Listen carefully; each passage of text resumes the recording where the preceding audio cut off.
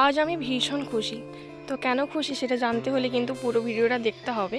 তো hello everyone, good morning. কেমন আছো সবাই? আশা করি সবাই খুব ভালো আছো। তো আমিও খুব ভালো আছি। তো আমি সোনালি আমার মিনি ব্লগে তোমাদের সবাইকে স্বাগত।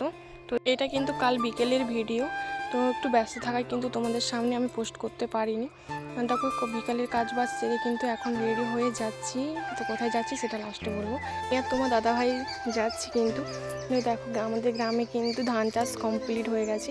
আর দেখো মাঠটা কত সুন্দর লাগছে, চারিদিকে সবুজ আর সবুজ, আর তার মধ্যে আমরা দুজন যাচ্ছি।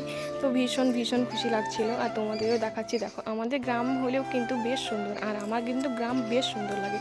কারণ দেখো চারিদিকে সবুজ, আর বাইরে বেরোলেই কিন্তু মনটা ভালো হয়ে যায়। তো আমাকে কেমন লাগছে কিন্তু অবশ্যই কমেন্ট করে জানাবে। তো এখন বলে দিই তুমি কোথায় এসেছি। তো দেখো কেন এত খুশি। তো মেয়েরা কিন্তু বাবার বাড়ি যেতে পারলে কিন্তু অনেক অনেক খুশি হয়। তো আজ আমি এসেছি আমার বাবার বাড়ি।